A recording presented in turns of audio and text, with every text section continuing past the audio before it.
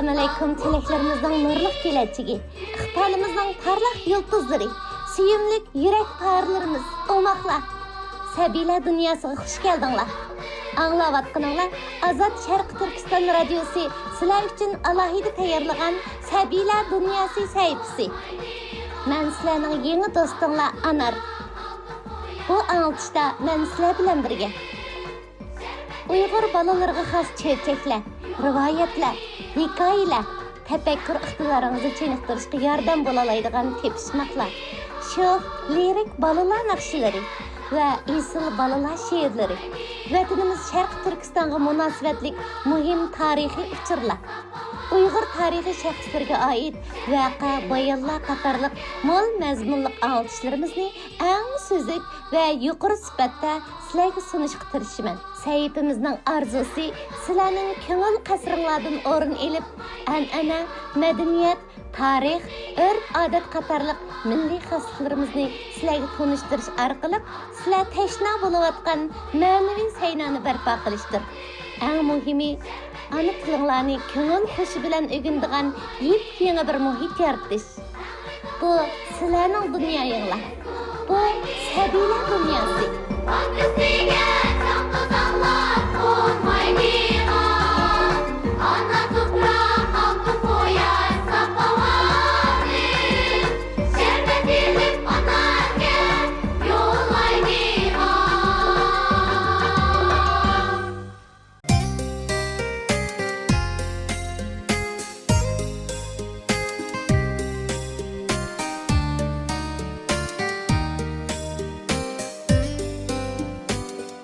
Dostlar, əmiz anlatışımızı başlamdı.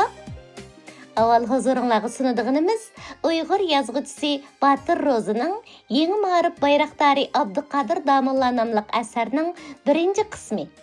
Buxoroga safar.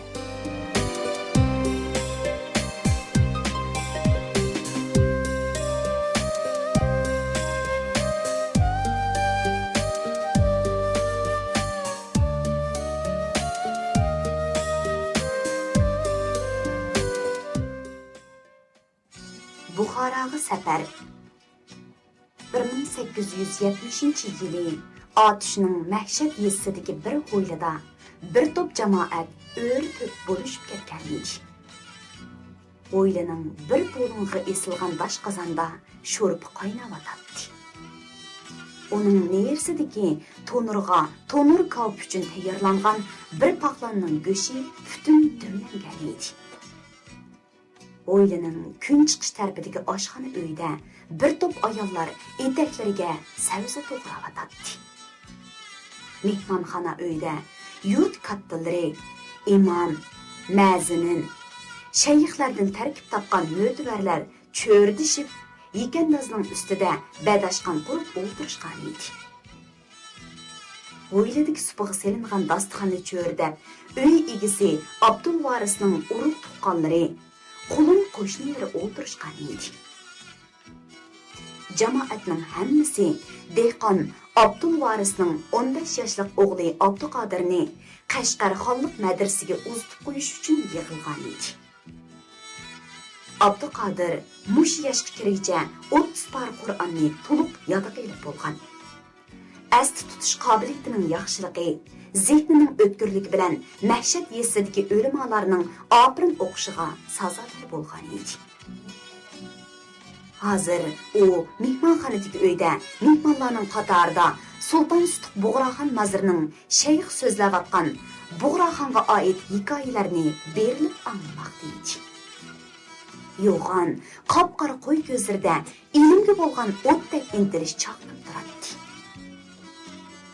Shayxning hikoyasi Bug'roxonning o'rnida arab xalifaligidan din tarqatqili kelgan elchilar bilan o'tkazgan suhbati ustida ketayotganda yo'g'on tanglikka liq kelgan bir qo'yning go'shi dasturxonga keltirildi.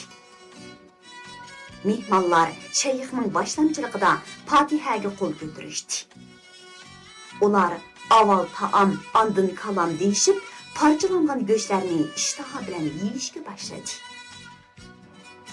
Sho'rpa ichilib bo'lgandan keyin dasturxonga tonur kavpi, zig kavpi, Aşmandi qatarlıqlar arqama-arqadan keltirildi. Şu tariqada Qashqaraydi. Mehmonlar namoz xutbalarini o'qib bo'lgandan keyin mavlud o'qishni boshladi. Mavlud tam suzilganda orom oxirlashdi. Ular sahar salqinida o'ylining oldidagi eriqda tahorat yangushlab namoz bandat o'qishdi. Namoz bandatdan keyin jamoatning hammasi topgan targanlarini yig'ish qilib Abduqodirga yo'lliq tutishdi. Yo'lliq tutish oxirlashgandan keyin jamoat Abduqodirni o'rtaga to'xtatib qo'yib, shayxning boshlamchiligida Abduqodirning Qashqar xonlik madrasasidagi o'qishiga utuq tilab, ilmining ziyoda, tinining sog'lom, rizqining keng bo'lishiga tilakdoshlik bildirib, uzun duo qilishdi. Dehqon Abdulvarisning yuzida faxrlanish tuyg'usi teshig'i tepib turardi. Aradan 20 yil o'tganda Qashqardagi o'limalar uni ikkinchi qatim, ya'ni shundoq duo qilib, Qashqardan Buxoroga uzatib qo'ydi. Bu 1890-yili yoz oylarining ma'lum bir kuni bo'lgan ish. Qashqar Heytgoh jamoasining oldidagi gulzorliqda qizil gullar hüppida echilib, atrofga xushburoq chechib turardi. Chinqi tushdan qayrilgan mezgil bo'lib, jamoatning munardan anglangan mungluq azon ovozi yiroq-yiroqlarga uchib ketib-atadi. Odamlar to'p-to'p bo'lib jamiga qarab oqmoqda edi. Darvozaning ustida azon aytayotgan naznin dal Abduqodir bo'lib, bugun uning oxirgi qatim azon aytishi edi. Bugun u Qashqardagi jamoat bilan xo'shlashib, atdiganda Qo'qon shahriga bormoqchi bo'layotdi.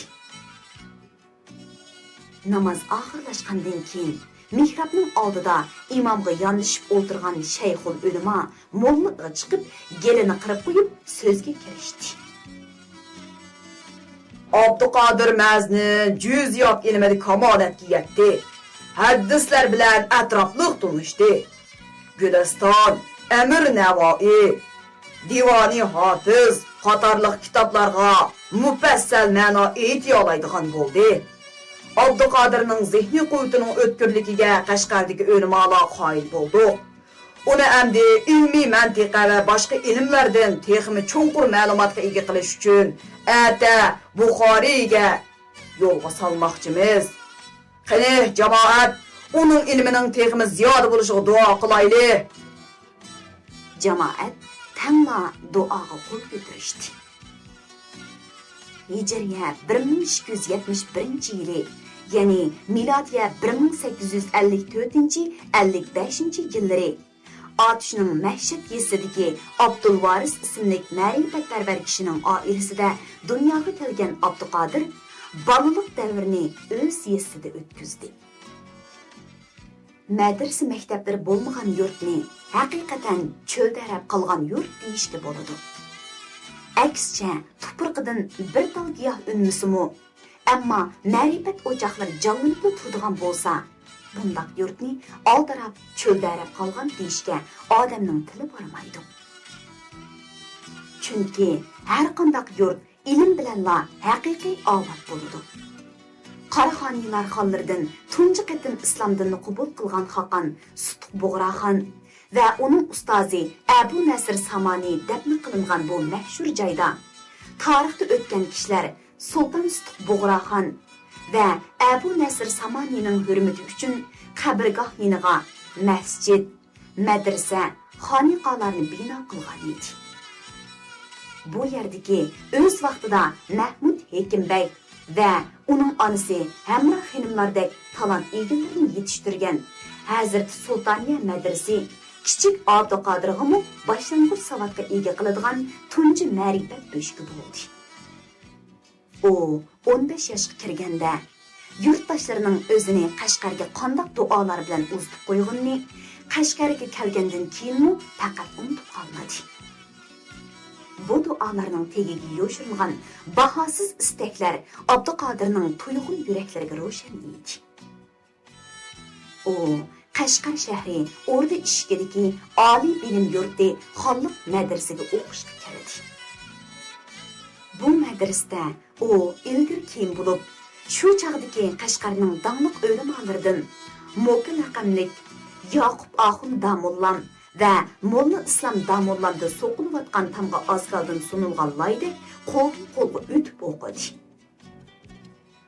Qaynoq o'qish hayoti Qashqarning toza tinch bo'lmagan bir mezgiliga to'g'ri kelgan Abduqodir Ching sulolasi hukmronlarining chekidan oshgan zulmi, haddi hisobsiz olg'in seliqlari xalq ommasini orqa-orqadan qo'zg'alan isyon ko'tarishga majbur qilganligini o'z ko'zi bilan ko'rmay va o'z quloqi bilan anglamay qolmadi. Ko'rgan va anglaganlarning hammasi uning qalbida g'azabli to'lqinlarni lang oqqizib turardi. Abduqodir ish og'ritgan xalqmi unchavala beli bo'sh xalq emas edi.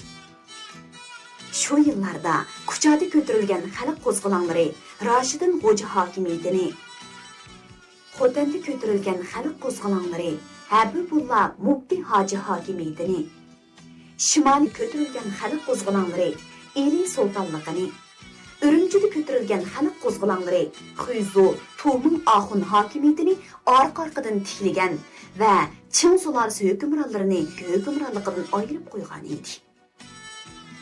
Qashqardami umri ko'ta Qirg'iz Sidiq Beyning hokimiyati qurilgan edi.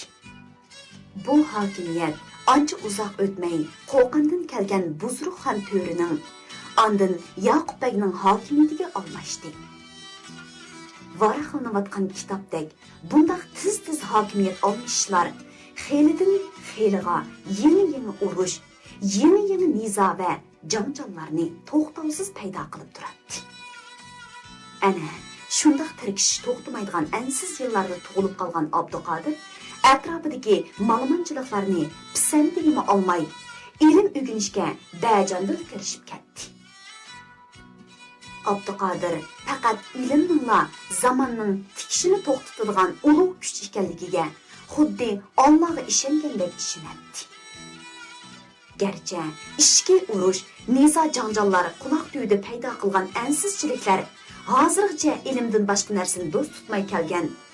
Ilmdan iborat bu go'zal janonning ishtiyoqida oshiqlik qismatiga duchor bo'lgan Abduqodirning bilim elish qizg'inligiga sovuq suv sepish u yoqda tursin. Aksicha, o'tga yog' chashqandek uni hassalab kuchaytirib boradi. Bu ay bu kunlarda ilm savdosiga aylangan Abduqodir qancha kuchab urilgan siri shuncha egizga qonqib, sandalga texni besim bilan qayta uriladigan bozg'inga o'xshab qolgan edi. Ilmga bo'lgan ishtihosi ko'zir yo'g'nab ketayotgan Abduqodir Qashqarda egilgan bilimlari bilan qandoqmi qanoat his qilsin. Hozir uning uchun aytganda yarim yo'lda to'xtatib qo'yish, qon bilan kirgan qo'yni o'zgartishdimi qiyin bir ishga aylanib qolgan edi.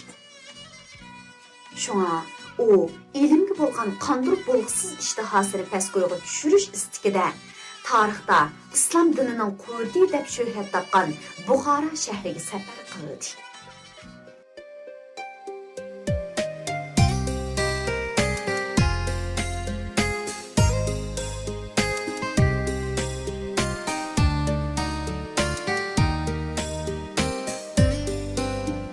Dostlar, bu asarni anglagandan keyin kim bilan tanishdinglar va u to'g'risida nimalarni bilib oldinglar?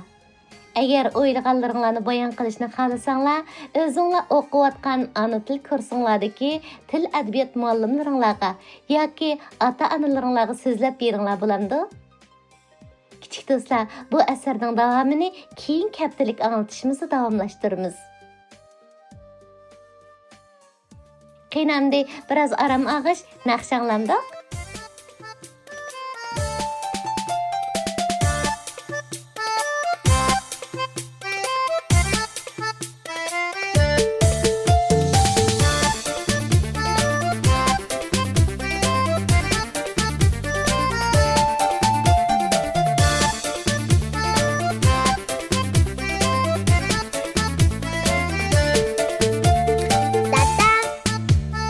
Tata,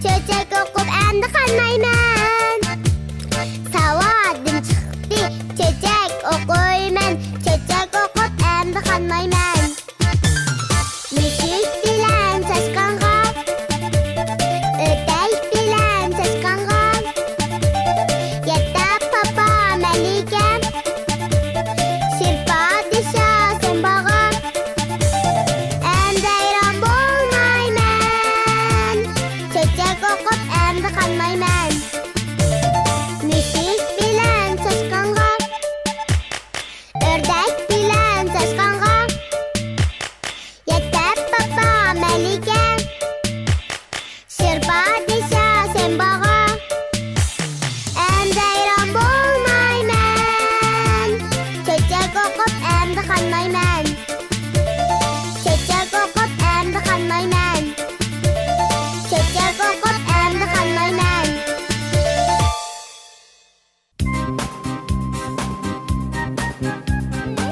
Balonun üstü yok.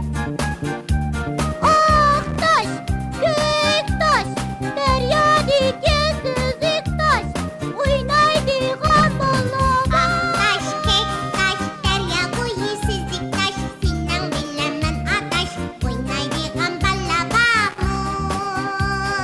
Bostak akav gidek, bunlar oyun oyundek, uğraşmaylı cicicek, oynaydigan balabamı. Oynaydigan balabamı. Ateşinden birimen, titik sağlam balimen, hep oyunu bilimen, oynaydigan balabamı. Oynaydigan balabamı.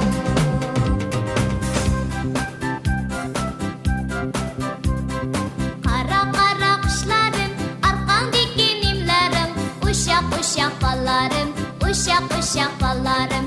Bana birini versangçu, küçüğün yese alsangçu, küçüğün yese alsangçu. Keçqurunda oynaymiz mökü möküler, her tarafga taraymiz buyruk bilan tam. Bu oyunda biraylan tapquchi bo'lur, tapquchidan boshqalar möküchi bo'lur.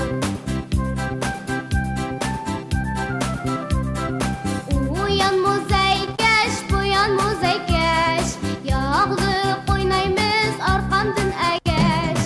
Menda chaqqan kash, senda sapma kash.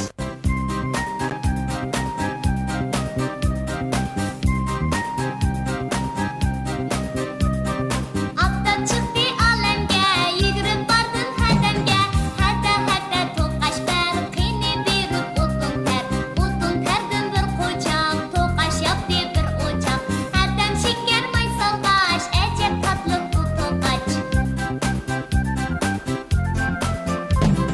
Laylar geldi bulutay, çok geldi şamalbay, sımsım yağdı yağmurday, nakşa et lay lay lay. Diddi dereh yoyunup, emdi men usul oynay.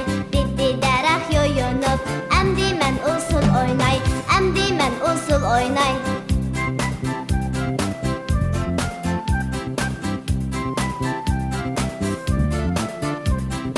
Kay kay kamın kay, kay oydidin ızge kay. Sapmo illa kuraydo, yürek andın oynaydo. Allappa, kellappa, sarlappa. Dadam işten qaytqanda, atti qilib tallappa. Ilani, ko'chani,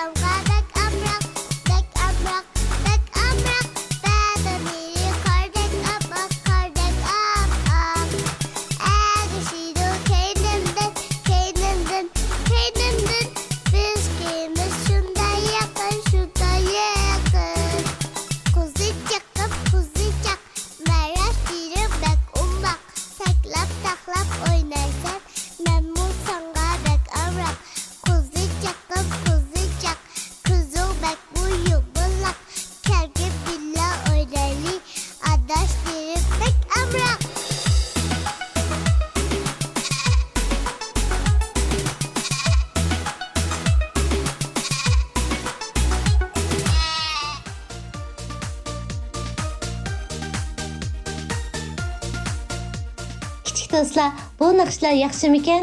Yoqtirdinglarmi? Agar yoqtirgan bo'lsanglar, bu naqshlarni aytishni o'rganib, ota-onanglarga, do'stlaringlarga va ustozlaringlarga aytib bersanglar, ular cho'qim sizlardan faxrlanadi.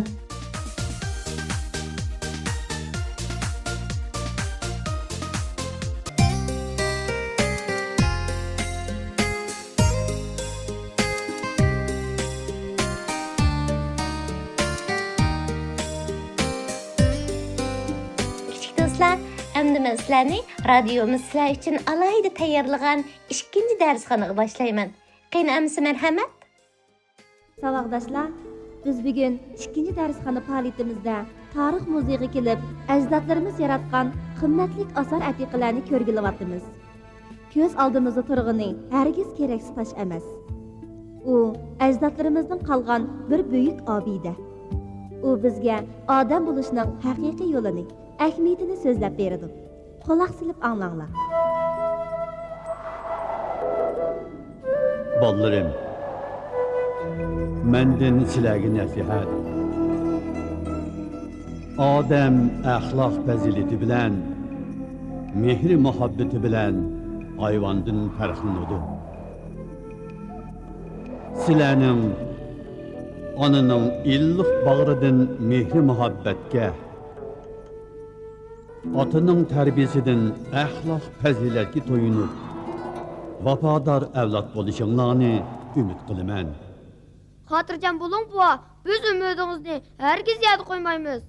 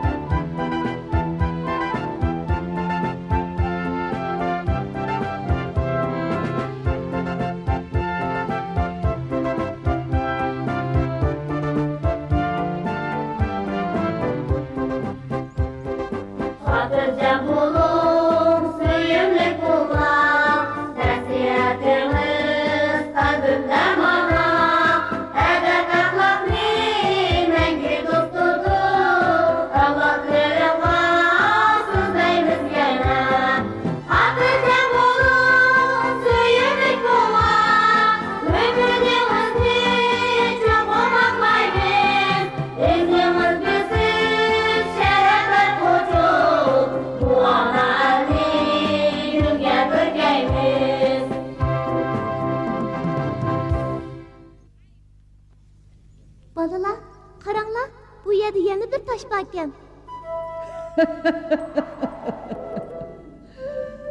Barikallah ballarım. Meni unutib qolmabsizlar. Men sizlarga bilimni, ilm ma'rifatni o'zinglarga do'st tutib, qobiliyatlik, yaramliq avlod bo'lib chiqishinglarni umid qilaman degan.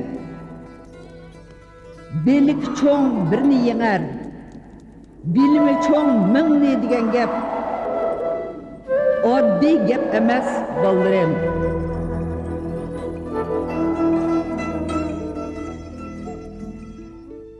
Savaqdaşlar, anladinglarmi? Anladık. Bizning maktabda o'qib bilim elishimiz ota-onamiz yoki o'zimiz uchun emas. Xalqimiz uchun, el-vatan uchun. Dunyoda har qanday bir ishni qilish uchun cho'qim bilim kerak. Tushundik, muallim.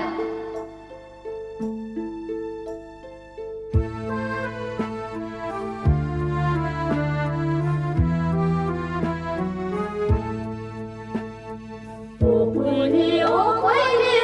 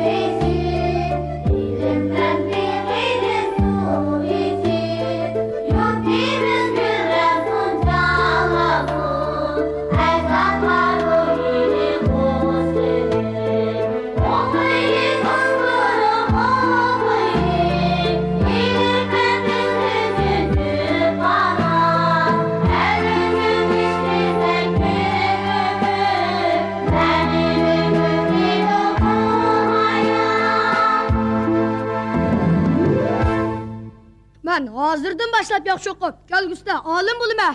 Senmi? Sen olim bulamsan? Sen olim bo'lsang, men ma'qulqimni dongalda kesib berman. Sen kimoni ko'z qilmaysan? Ha, qani, maydon ichingga Ahmadjon mening xo'rizim. Ha, Yosinjon mening xo'rizim. Allah quloqdan. Saboqdoshlar, urushmanglar.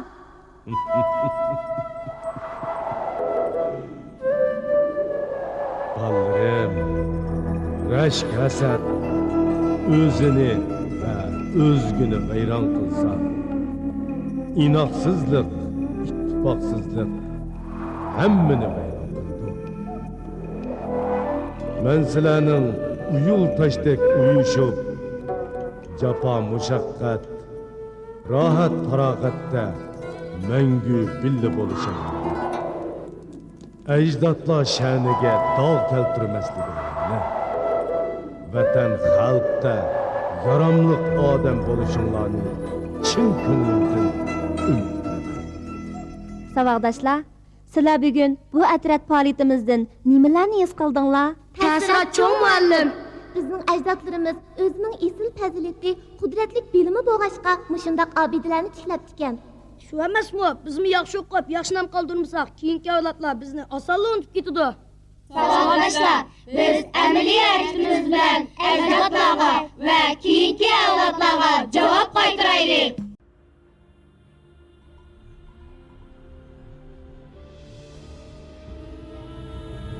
Ana vatanimiz Sharqiy Turkiston tarixdan buyon G'arb va Sharq madaniyatlarining kesishgan nuqtasiga joylashgan bo'lib, bu muqaddas zaminda ko'plagan madaniyatlar, diniy e'tiqodlar va xilma-xil tillar o'zaro uchrashgan ham bir-biriga ta'sir ko'rsatgan.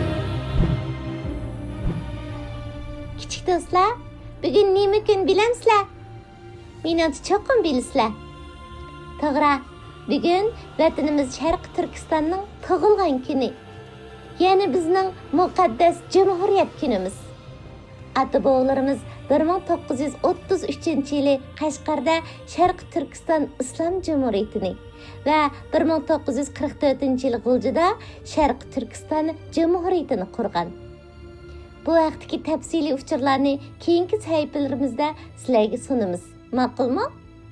Amiz hozir hammamiz birlikda radiomiz sabiylarimiz uchun Cumhuriyet bayramimizga atab tayyorlagan radio anglitishimizga quloq beraylik.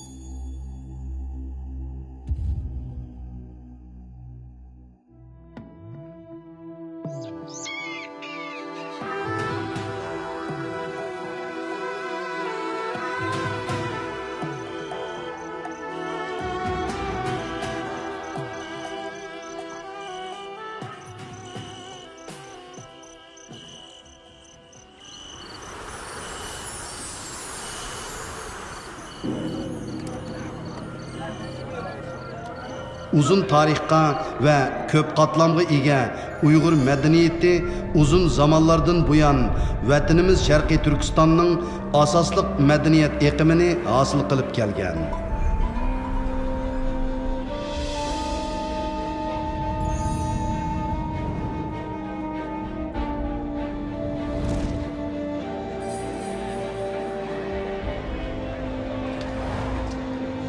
Aziz vatanimiz Sharqiy Turkistonning yer maydoni 1.800.000 kvadrat kilometr keladigan bo'lib, bu munbat zamin qadimiy Ipak yo'lining tuguniga joylashgan.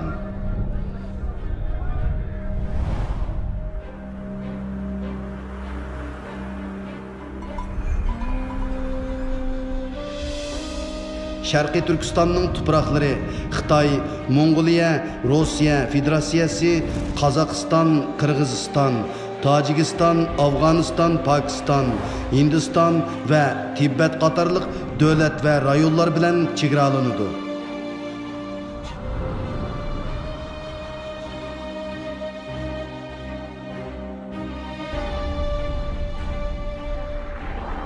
Bu bepoyon zamin ko'z yetkusiz cheksiz qumliqlar, ko'kka taqashgan egiz tog'lar, qanchilgan daryo taramlar, kimxobdek bo'stonliqlar bilan giralishib ketgan.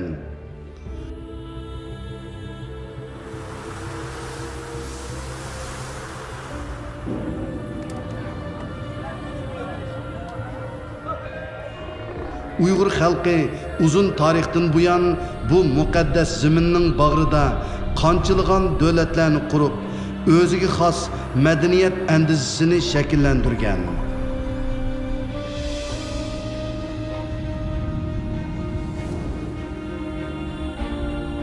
Yigirminchi asrda xalqimiz qon to'kib, dushmanga qarshi kurash qilib, 1933 yili va 1944 yili ikki qitim Sharqiy Turkiston Cumhuriyetini qurgan. Shundaqla millatimizning mustaqillik irodasini dunyoga jakarlagan edi.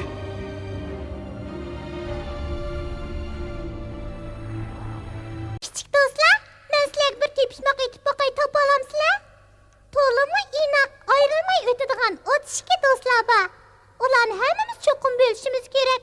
Ularning ismi nima? 32 chish. 32 bu yo'q. 32 bo'lib? Yo'q, topolmadinglar.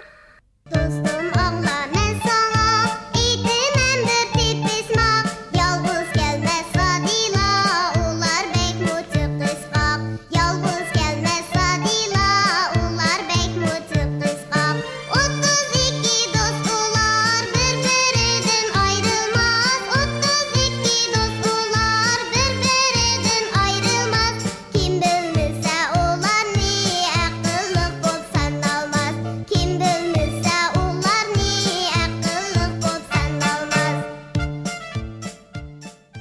Kichik do'stlar, endi sabiylar dunyosining eng hayajonli qismiga keldik.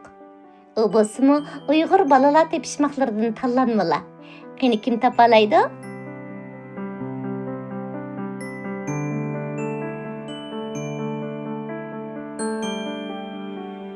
Tunji sahifamizda sizlarga tövəndəki 3 tepishmoqni tanladik. Yaxshi anglab, javobini tepib, o'zinglar o'qiyotgan ana til kursinglardagi til adabiyot muallimlaringlarga va ota-onalaringlarga aytib beringlar-jimi?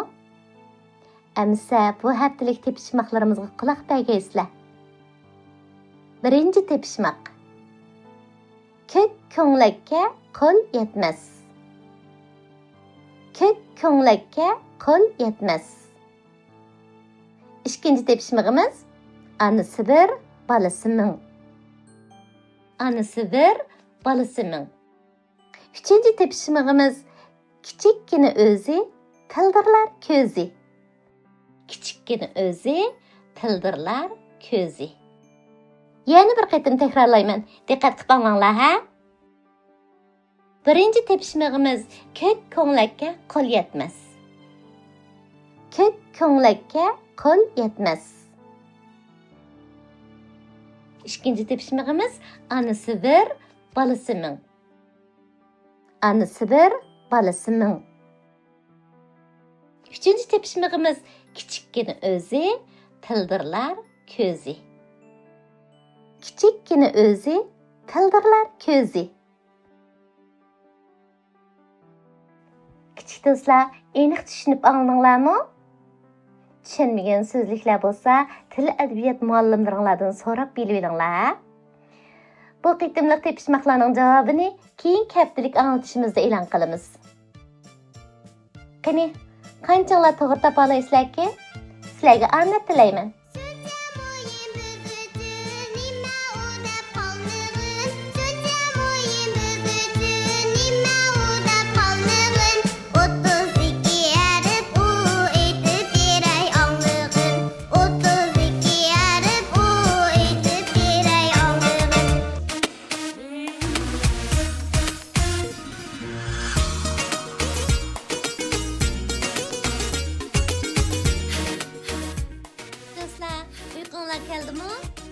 Agar uyqunglar kelgan bo'lsa, tövəndə mən sizlər üçün tayyorlagan ishqim balalar naqshlari va musiqalar bilan birdam aram ağaç təqib olamdı.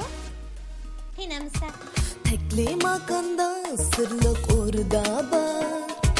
O rivayetek sehirli ihtiyar.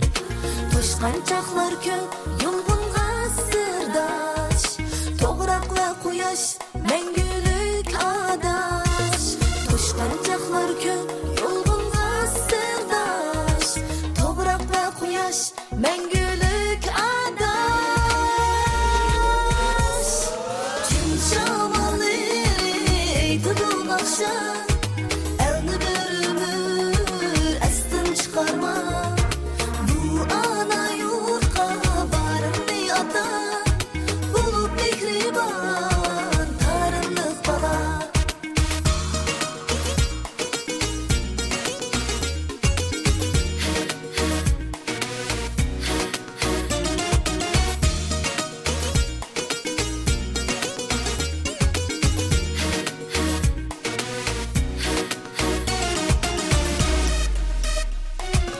Yaşaydı örkeş əzin dəryalar İltudu bahaş güzel səhralar Uçar samada umaq erken kuş Zimin mihrin yaşlar giyahlar Uçar samada umaq erken kuş Zimin mihrin yaşlar giyahlar şamalı tutun akşam elde bir ömür estin çıkarma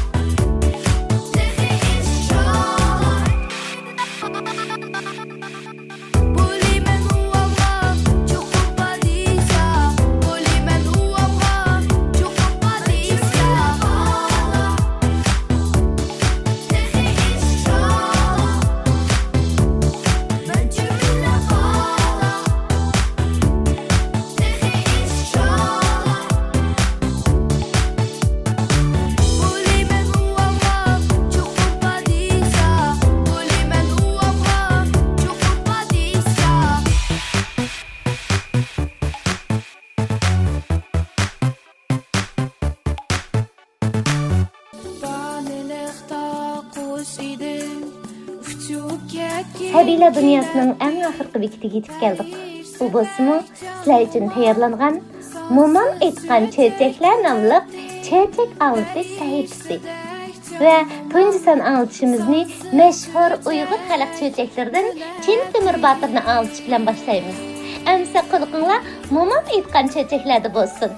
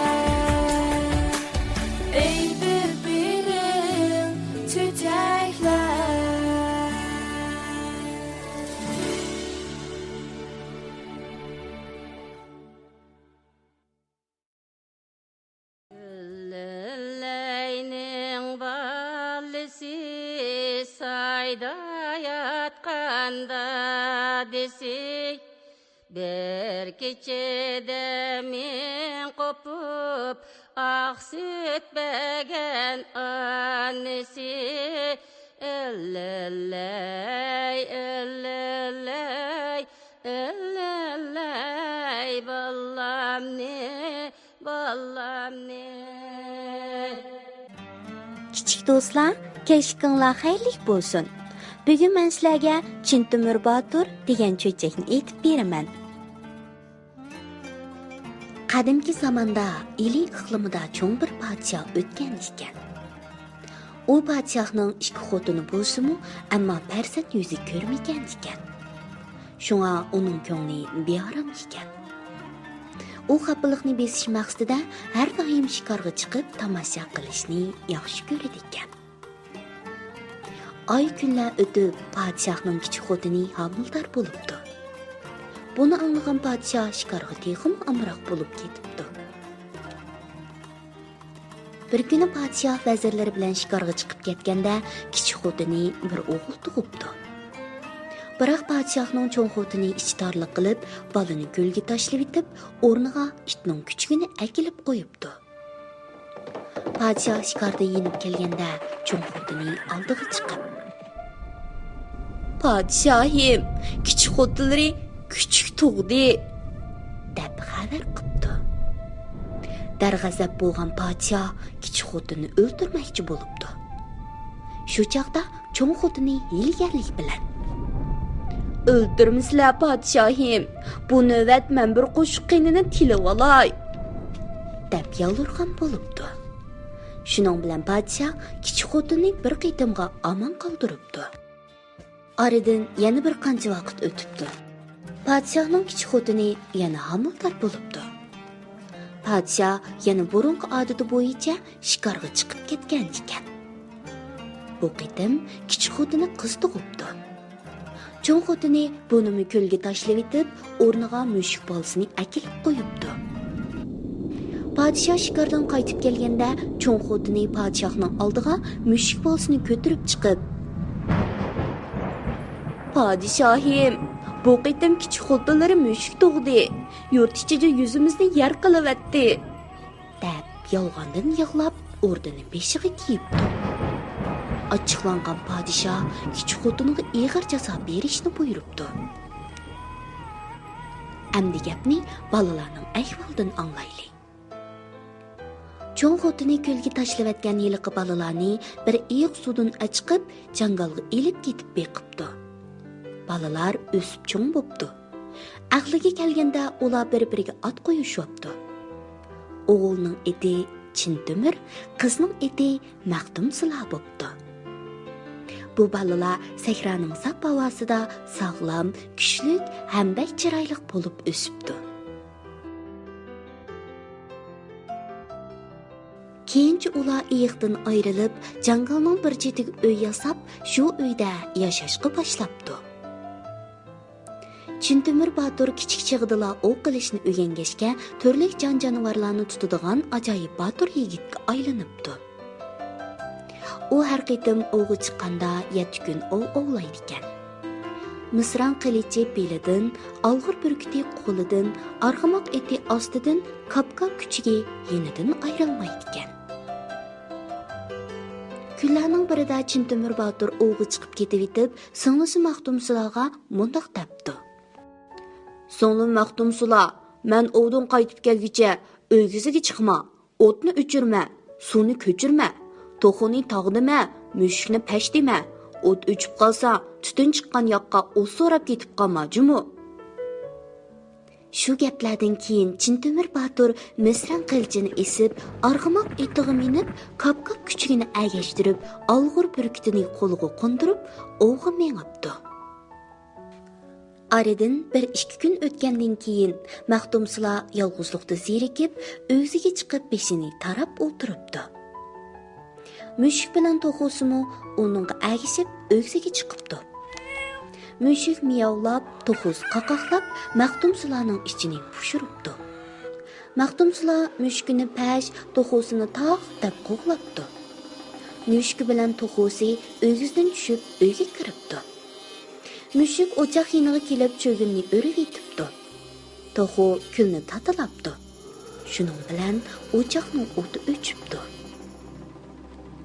Maqtumsula uyga kirib, o'tning o'chib qolganligini ko'ribdi.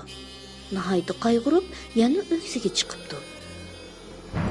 "Endi qandoqmi qilarman?"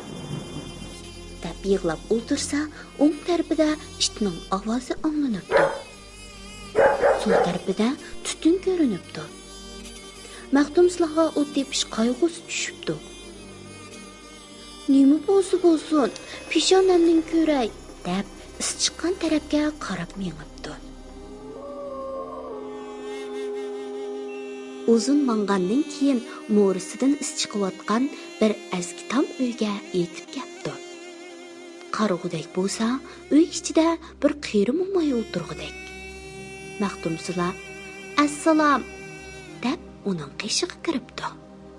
Mo'may uning kimligini, uning nima uchun kelganligini so'rabdi. Maqtumsula hammani bir-birlab aytib beribdi. Mo'may Maqtumsulaning ikki qo'liga kul bilan teriq selib beribdi va bir tal tezakni tutashtirib, uni yog'ochga sanjib, og'ziga tishlatib qo'yibdi. Ondan Maqtumsulaga ikki qo'lingdagi kul bilan teriqni uyingga borguncha chechib borg'in, orqangga qaramag'in debdi. Maxtumsula momayning deganini qipti. Shuningdan keyin momayning uyidan Maxtumsulaning uyigacha heliqi teriqlar o'nib balgi bo'lib qapti. U momay aslida 7 boshliq yalmog'uz ekan. Maxtumsula uni qat'iy bilmabdi. Maxtumsula o'tni ilib kelib, darrov o't yiqib bir qozon go'sht pishirishga boshlabdi. Kun o'ltirib, qarong'i tushib, kash kirishi bilan heliq 7 boshliq yalmog'uz momay ishga kelib, "Chetda bir batur, uyida babo, arg'i baq eti, eg'ilda bar bo, visra qilichi, qo'ziqda bar bo, olg'ur burkiti, o'rnida bormi, kap-kap kuchki, ishikda bormi?" deb so'rabdi. Maxtumsula momayning ovozini anglab, uydan chiqmay turib, "Chintimir batur, uyida yo'qdir. Arg'imoq eti, eg'ilda yo'qdir. Misran qilichi, qo'ziqda yo'qdir. Olg'ir burkiti, o'rnida yo'qdir. Kap-kap kuchigi, ishikda yo'qdir" deb javob beribdi. Shuningdan keyin momay 7 boshliq yalmog'uz surtib uyga kirib, avval qozondagi go'shtning hammasini yebdi. Ondan Maxtumsulaning uzun chichidan to'rus esib qo'yib, toppinni teshib, qinini sho'rabdi. Ketarchig'da Maxtumsulaga: "Mening bu yerga kelganligimni hech kimga aytma. Agar aytadigan bo'lsang, meningdan zodi qutula olmaysan" deb po'pos qipti. Maxtumsula qo'rqqandan hech nim deyolmabdi. Akis Chintimirning kelishini to'rt ko'z bilan kutibdi. Kichik do'stlar, kech bo'p ketibdi. Bu cho'chakni bugun mush yergacha aytib beray. Balduroq uxlanglar. Tatli tushlar sizlarga amra bo'lsin. Ati texmi qiziq yerlarni aytib beraman jumu. Xayr xo'sh.